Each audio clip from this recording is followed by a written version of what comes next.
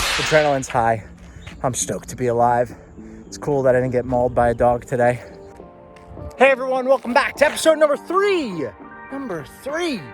of Running with Nick. I'm your host, Nick Dio, and today we are going to go on a 6-mile cruise. Now we're going to call this episode One Long Road. You know why we're going to call it One Long Road? Because we're going to run down one long road, baby. Here we go.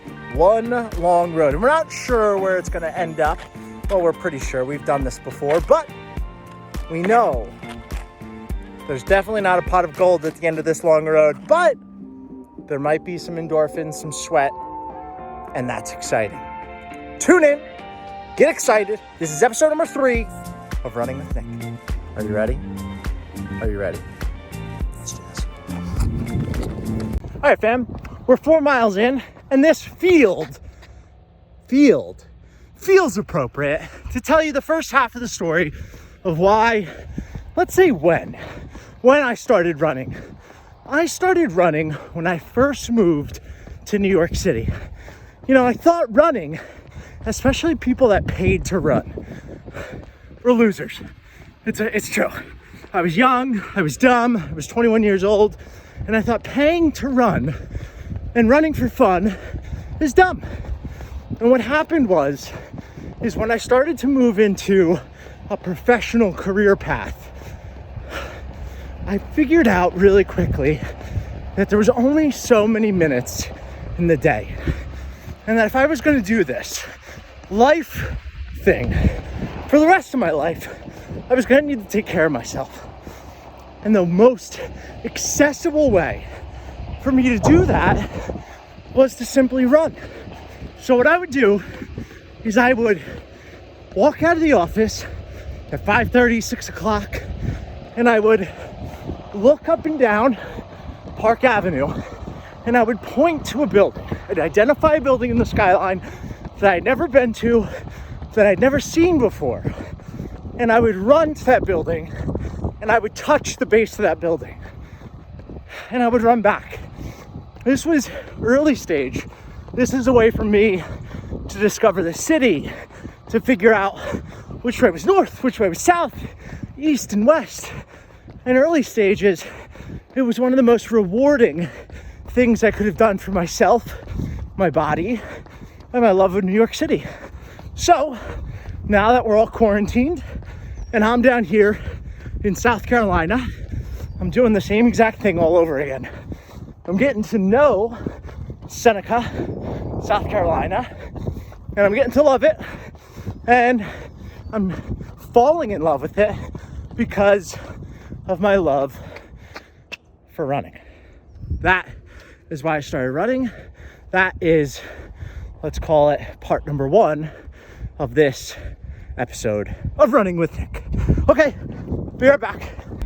So this is why we're calling this episode One Long Road. As you can see behind me, long road.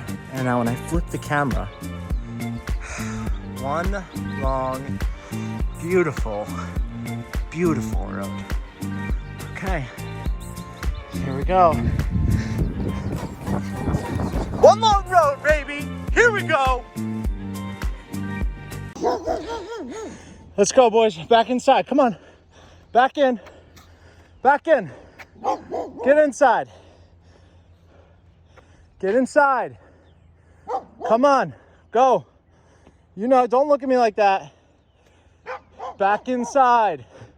Come on. Out of the street. All good? All right. I mean, I just got chased down by these 2 dogs. I thought about this on my way out here.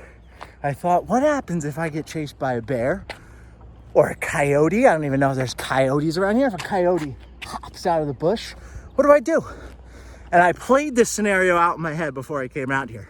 I said to myself, if a coyote or a bear comes across your path, you gotta square up, dog. Like, you gotta square up. You gotta let that dog know immediately, or that bear or coyote, that you ain't playing around out here. So that's what I did. These 2 dogs started running up on me out of nowhere. And I said, hey, you get back. you get back to your house right now. What those doggies do, they're good boys. They hop right back to their house. I love this place, man. The neighbors like me. The dogs chase me a little bit. I'm gonna make friends with those dogs. I bet your bottom dollar. By the way, look at how green this field is. Awesome. Sorry for cursing. I'm gonna bleep that out.